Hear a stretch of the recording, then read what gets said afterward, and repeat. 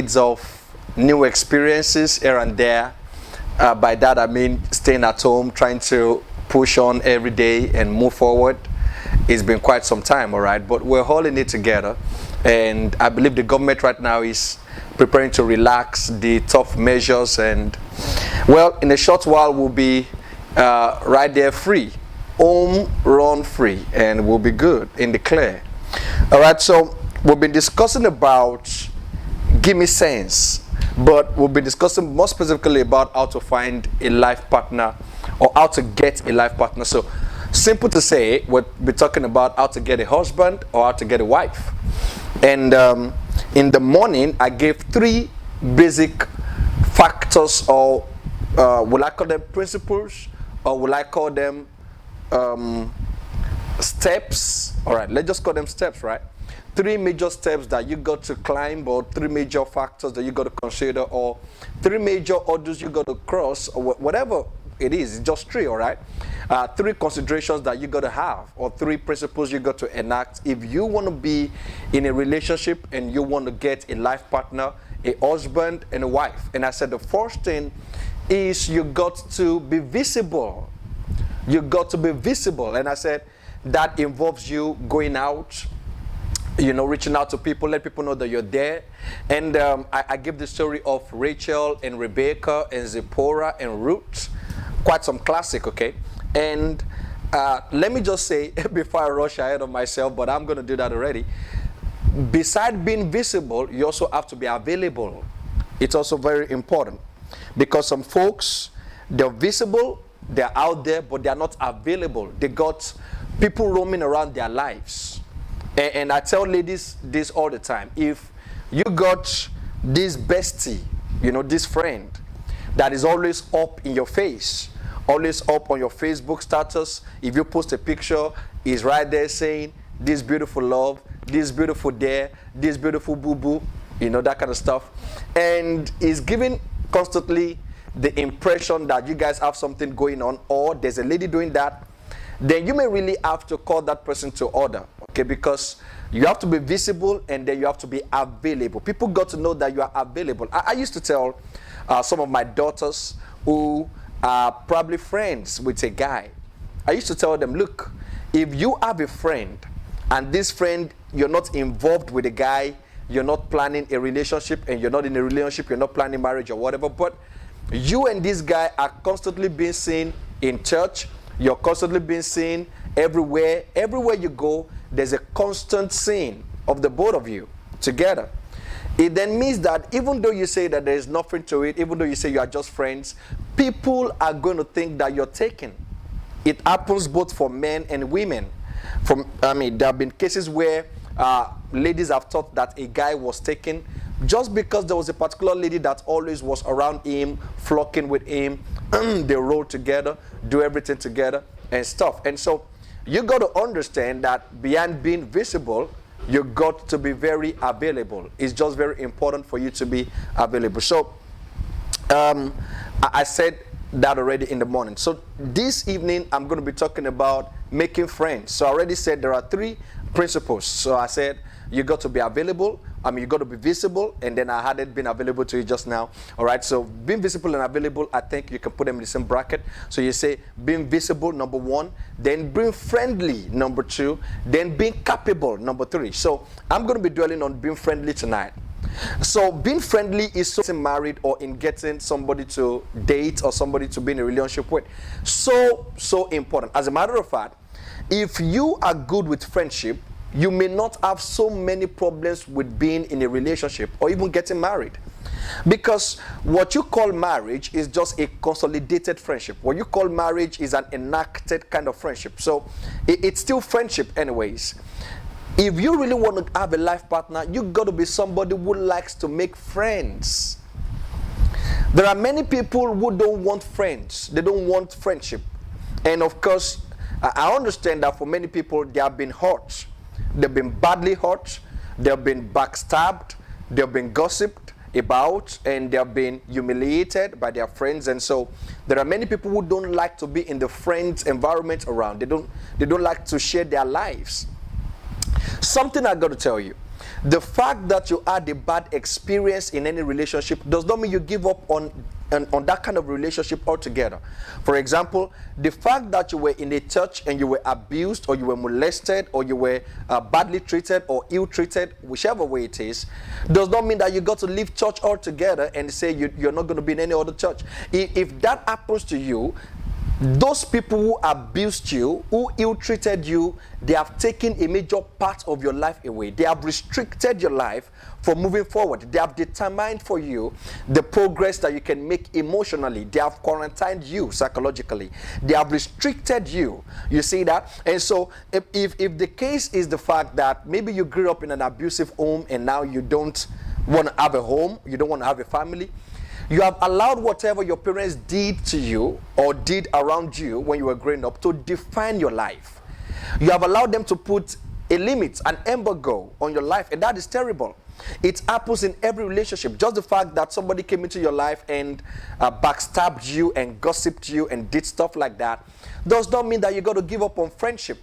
Life is all about moving forward, healing, moving forward, doing more, and learning the lessons from the places that you did bad or you were dealt badly with.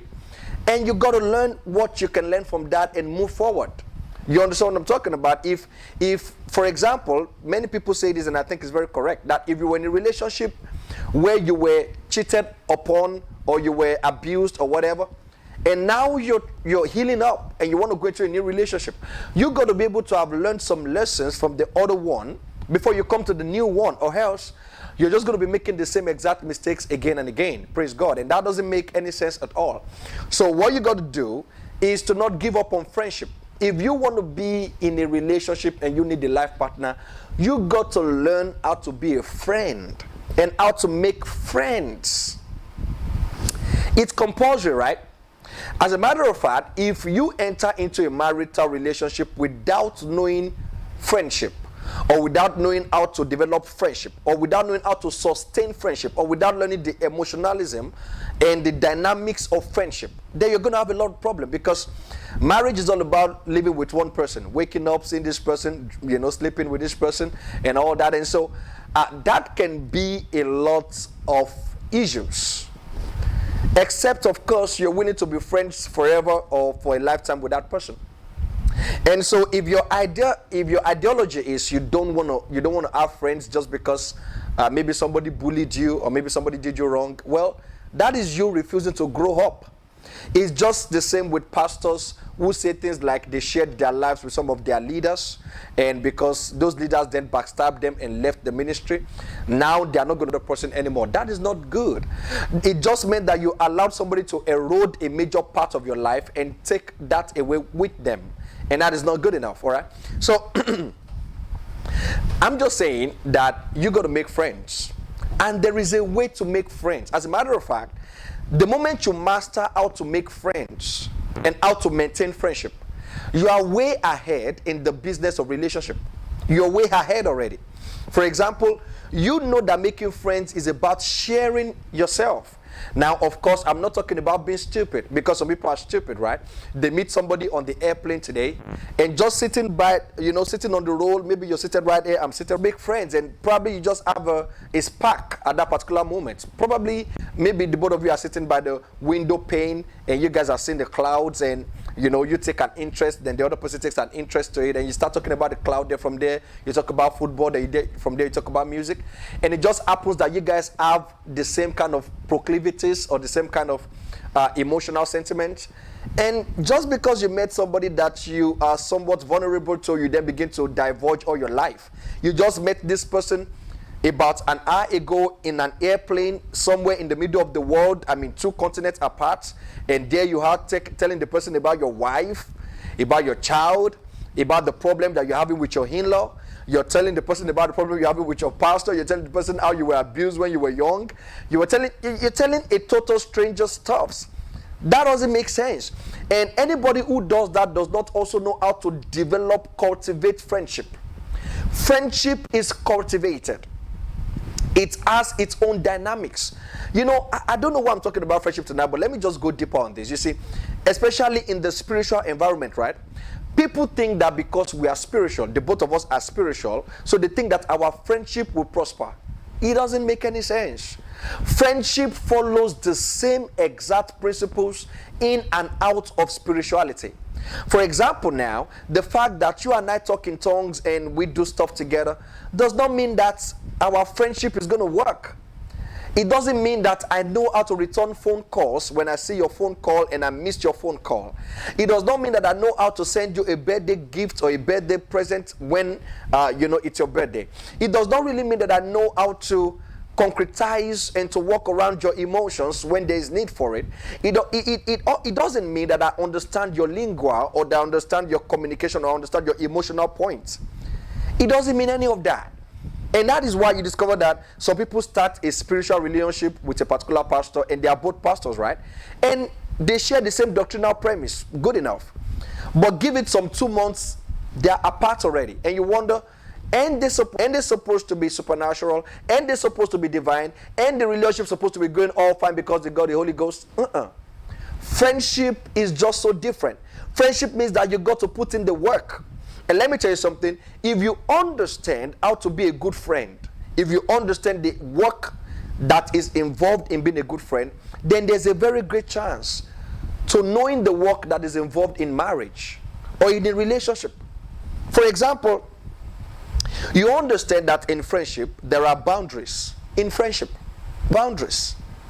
You don't just get to do things because I'm your friend. For example, there are boundaries, like you don't just get to pick up my phone and begin to probably invade my privacy just because you're my friend. Or you don't just get to pick up my ATM and use my ATM card to buy stuffs without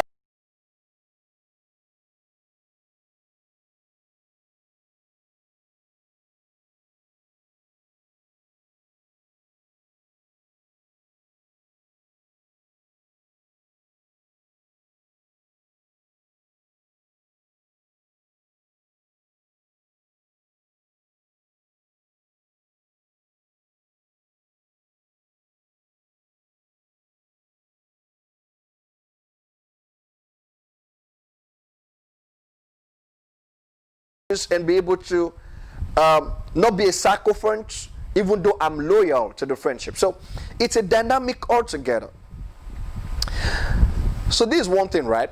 If you want to be in a relationship, you got to make friends. So apart from being a friend, you got to make friends. So in making friends, you are going to be a friend, but you got to make friends. And like I just said, in making friends, you understand the dynamics of making friends. For example, I'm not here to start coaching you on how to make friends, though, all right? Because that would be me going into some psychological zone, which I'm not like a relationship therapist of some sort. However, I can just tell you some things that I know that are just simple. If I get to meet you, for example, for the first time, it depends on how I meet you, though. I can say my name is Harrison, and I'm a pastor. I pastor so-and-so church and all of that. And I live, if I meet you on my street, maybe you know my house and stuff like that. Then, we can get to discuss on the platform of work and just work, right? Then maybe the next month we can get to talk